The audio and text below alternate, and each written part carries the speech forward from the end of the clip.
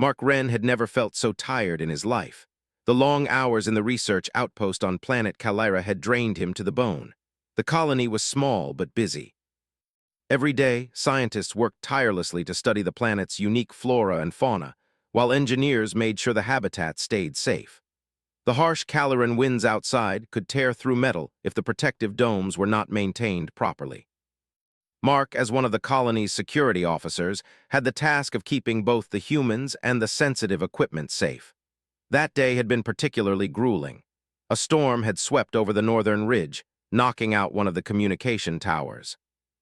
Mark spent hours climbing through the dome maintenance tunnels, repairing damage and rerouting power. By the time he returned to his small living quarters, his muscles ached, his eyes stung from the artificial lighting, and all he could think of was sleep. The quarters were simple: a narrow bed, a small desk, and a wall-mounted storage unit. He peeled off the bulky work clothes, leaving only his sleep suit, which was more like minimal thermal wear, and flopped onto the bed. He felt the soft mattress beneath him and let out a long sigh. Outside, the wind howled against the outer dome, rattling the panels slightly, but inside it was warm, safe, and quiet. Mark's eyes closed almost immediately. Hours passed. The hum of the life support systems was steady, and the dim lighting of the room created a calm, sleepy atmosphere. Mark dreamed of floating through the clouds of Calira, of rushing rivers of liquid silver that ran across the mountains. His dream was interrupted by a soft thump on his chest. Startled, Mark opened his eyes slowly. At first, he thought it was another human entering his room, but the door was still closed. Then he realized what was on him. A small creature, no taller than his knee, with feathery fur and wide, curious eyes, sat on his chest, staring at him. Its body was soft, round, and covered in iridescent feathers that shimmered in the dim light. Its tiny paws rested on his sleep suit as it blinked at him with bright intelligence. Mark froze. "What the?" he whispered, unsure if he was still dreaming. The creature cocked its head, tilting it in a way that made him feel it was studying him. It was not threatening. Its eyes were wide, innocent, and full of curiosity. Mark could see a spark of intelligence there, something beyond what he expected from Calira's usual wildlife. He cautiously extended a hand. The creature flinched but did not run. It sniffed his fingers, then gave a little chirp, a sound that was more like laughter than anything else. Mark laughed quietly, relief washing over him. "Well, I guess you're not dangerous," he said. The creature chirped again and moved closer, almost nudging him with its tiny body. It had feathers in shades of green, purple, and gold, and each time it moved, they seemed to catch the light. He tried to remember if any new research specimens had escaped during the storm. The colony had catalogued hundreds of creatures, but none looked like this. Mark rubbed his eyes and stared. "You're not part of the project, are you?" he asked, though he knew it was impossible to answer. The creature jumped slightly, as if understanding the question. Then, to Mark's astonishment, it pressed its tiny paws against his chest, balanced carefully, and flopped down comfortably, almost like a cat curling on a human lap. Its warmth surprised him. Mark laughed again. "Okay, this is unexpected," he said, looking at the creature closely. Its eyes were wide and sparkling, and it gave another chirping sound, looking almost amused at his confusion. "You must be very curious."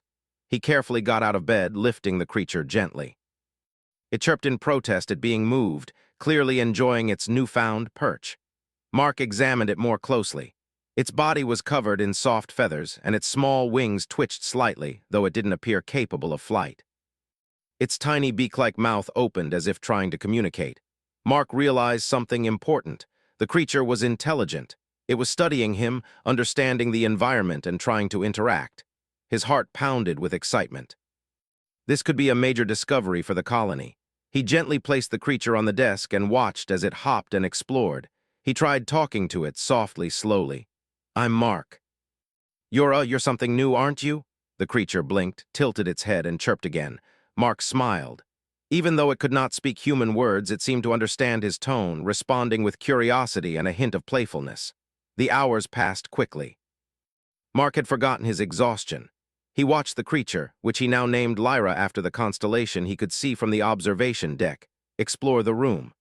Lyra pawed at objects, nudged pens and small gadgets, and even attempted to mimic Mark's gestures. Each attempt was clumsy but surprisingly accurate. Mark realized something extraordinary. This creature was learning fast. It was not just intelligent, it was adaptable. He marveled at how it studied him, seemed to remember his actions, and tried to replicate them. A part of him wondered what the rest of its species might be like, how it lived on Calira, and why it had approached him. Evening came, but Mark did not notice. He made a small perch on the desk and fed Lyra some nutritional gel from his supply. The creature licked it carefully, savoring each bite, then looked at him expectantly. Mark laughed. "Okay, I get it. You want to stay with me, don't you?" Lyra chirped, as if in agreement, and curled up again on the edge of the desk, its eyes gleaming with trust. For the first time in days, Mark felt a sense of wonder and excitement. The storm outside continued to rage, but inside his room, a new kind of life had entered, full of curiosity, intelligence, and surprising affection. He had no idea what this small creature could do, but he knew one thing. His life on Calira had just become far more interesting than he could have imagined. As Mark watched Lyra settle down for the night, he realized that this encounter might change everything he knew about the planet, the colony, and perhaps even humanity's place in this corner of the galaxy. And for the first time in a long while, he didn't feel tired anymore. The morning light crept slowly through the small window of Mark's quarters. The storm outside had passed, leaving the planet's surface wet and glimmering under Calira's pale twin suns. Mark awoke with a start, feeling the soft weight of Lyra perched on his chest once again. The creature had not moved during the night, and its tiny eyes now blinked at him as if it had been waiting for him to wake. Mark rubbed his eyes and smiled. "Good morning, Lyra," he said softly. The creature chirped in response, hopping lightly onto the edge of the bed. Its movements were careful yet playful, and Mark could see a spark of intelligence in every gesture. He got up and prepared his breakfast, a simple blend of nutrient paste and hydration gel. Lyra followed him closely, observing with keen interest. Every time he stirred, took a bite, or sipped, the creature tried to mimic him in its own small way.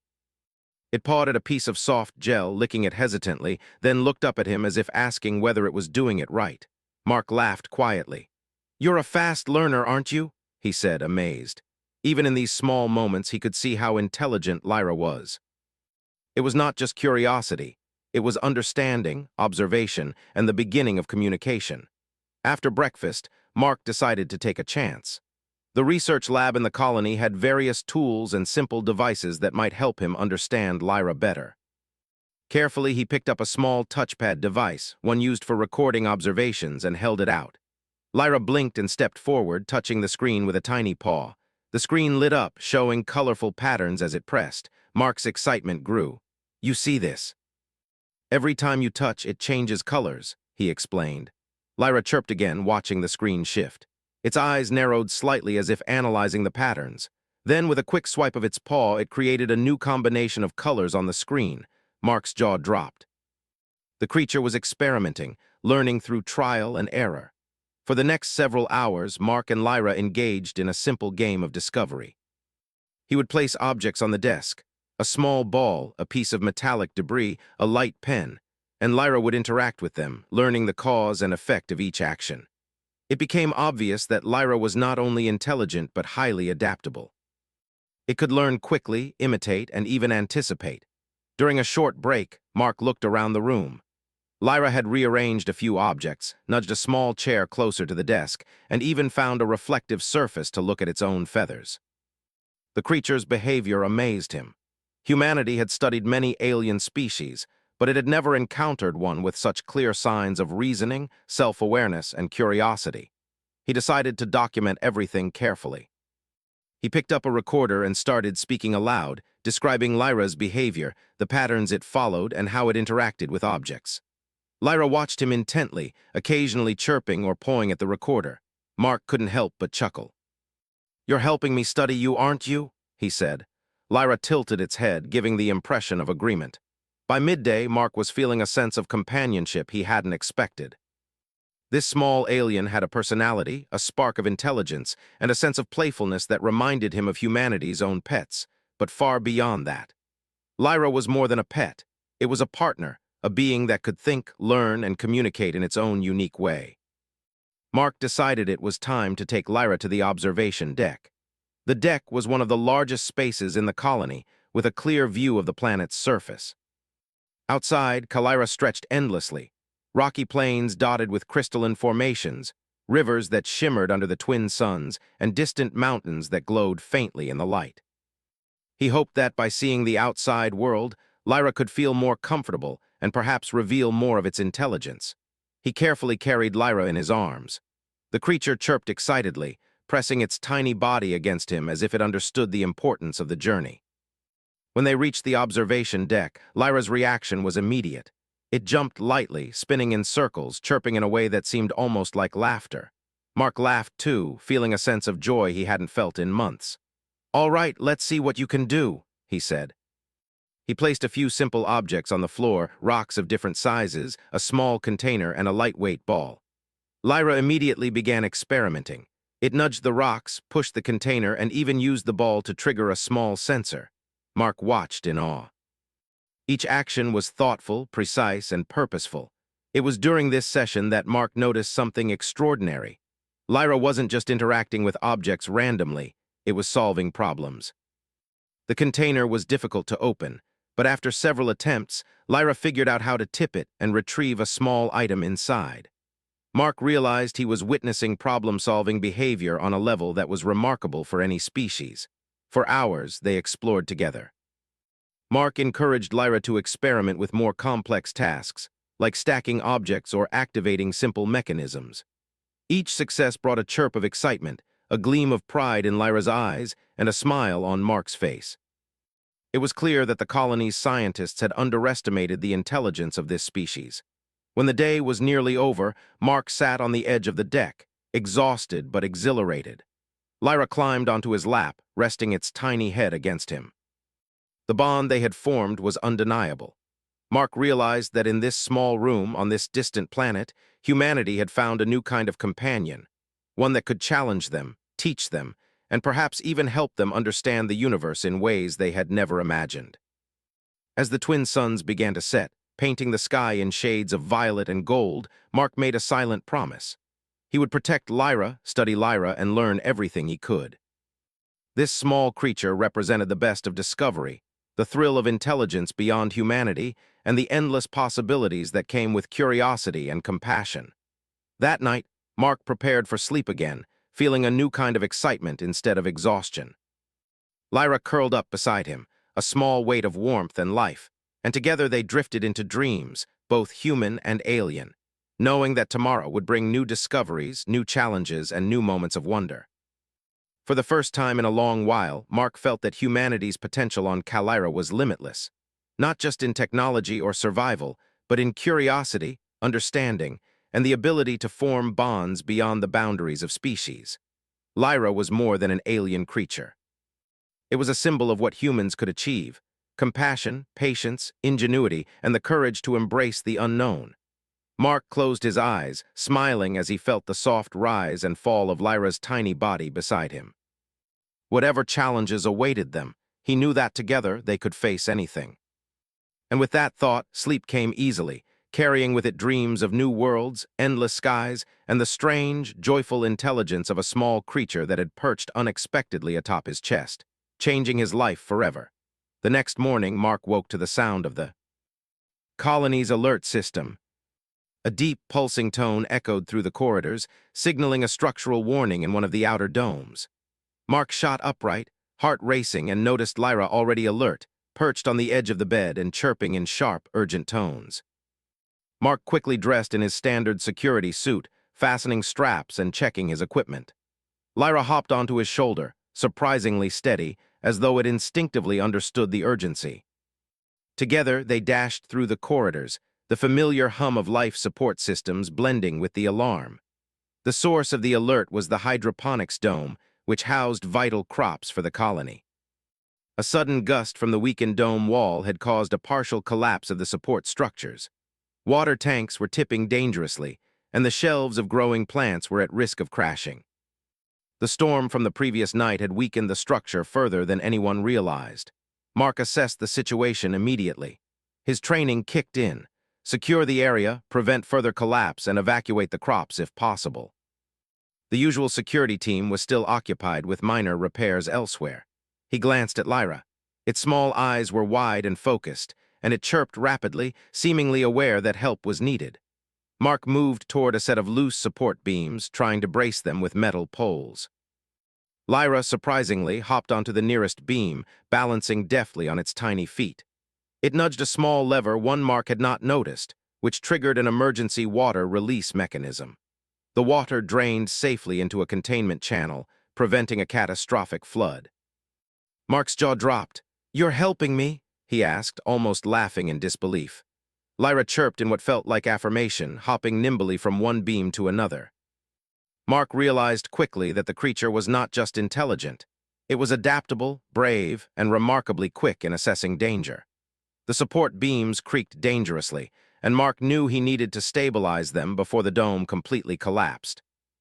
With Lyra perched on his shoulder, he climbed carefully, hammering braces into place. Every movement had to be precise, as one wrong step could topple the weakened structure.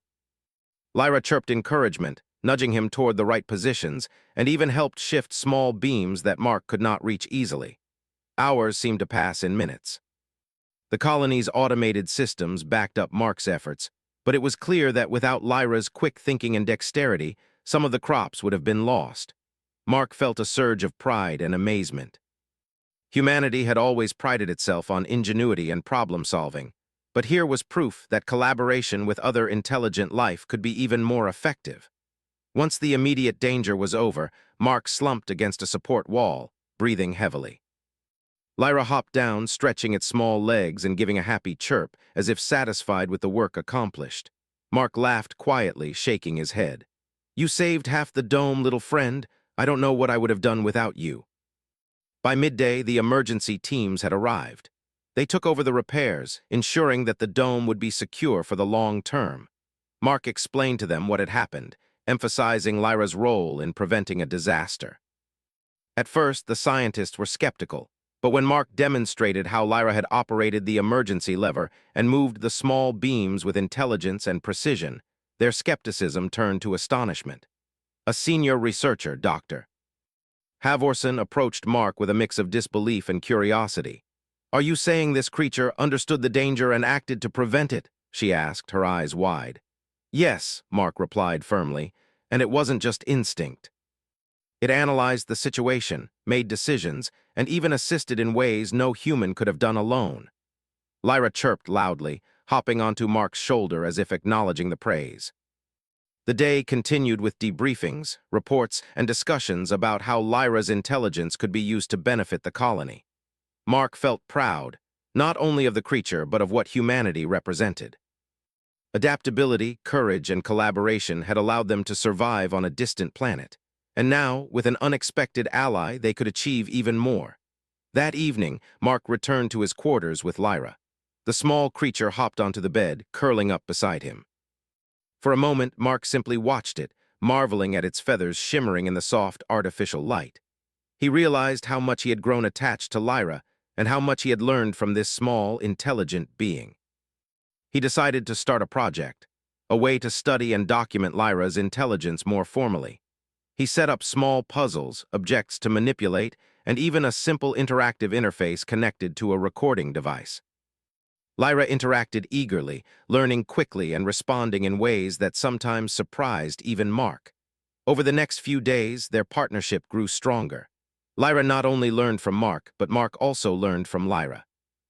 The creature had ways of thinking that were entirely alien, yet astonishingly logical. Mark found himself inspired by its problem-solving, its curiosity, and its playful approach to challenges. One morning, while testing a simple puzzle involving movable blocks and light sensors, Lyra suddenly paused and chirped sharply. Mark looked at the device and realized that Lyra had not just solved the puzzle, it had improved it. By nudging one block slightly differently, Lyra activated a sequence that Mark had not considered, revealing a new solution. Mark's excitement was palpable. "You're not just learning, you're teaching me now," he said. Lyra chirped again, hopping onto his shoulder, a triumphant glint in its eyes.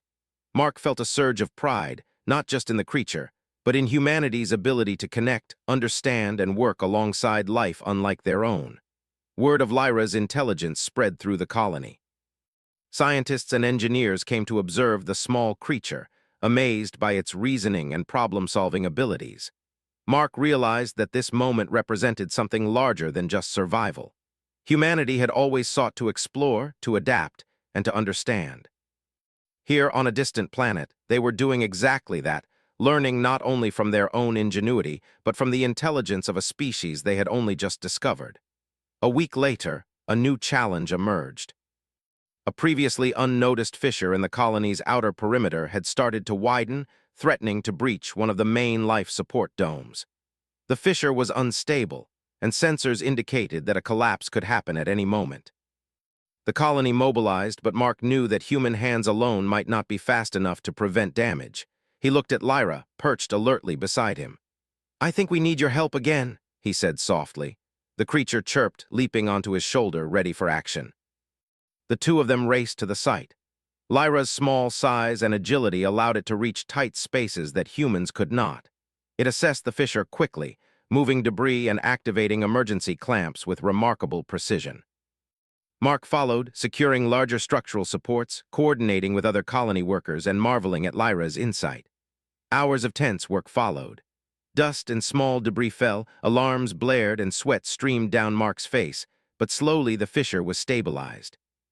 Lyra chirped triumphantly, hopping from support beam to beam, seemingly proud of the accomplishment. When the work was done, the colony's leaders recognized the significance of what had occurred. Not only had a major disaster been prevented, but it had been done through a partnership of human ingenuity and alien intelligence. Mark stood beside Lyra, feeling a deep sense of satisfaction. Humanity had always prided itself on courage, adaptability, and problem-solving, but now it had learned a new lesson. Collaboration with life beyond their own could yield results far beyond expectation. That night, Mark returned to his quarters exhausted but exhilarated. Lyra curled up beside him, warm and trusting, as Mark reflected on the events of the past days. He realized that humanity's future on Kalira, and perhaps in the galaxy, depended not only on technology or physical strength, but on empathy, curiosity, and the courage to connect with the unknown. Mark drifted into sleep, knowing that tomorrow would bring new discoveries, challenges, and opportunities. Lyra's soft, rhythmic chirps were the last sound he heard, a comforting reminder that intelligence, courage, and friendship could transcend species. In that quiet moment, Mark understood the true meaning of being human. It was not just about survival or dominance. It was about curiosity, compassion, and the willingness to embrace the unknown. Lyra had arrived unexpectedly, perched atop his chest in the middle of a storm, but together they had discovered something greater. The power of connection, the thrill of discovery, and the endless potential of humanity to reach beyond its own limits. And as Kalira's twin suns rose again, casting light over the colony and the alien landscape beyond, Mark and Lyra faced the new day side by side. Humans and aliens united in understanding, intelligence, and the promise of endless adventure.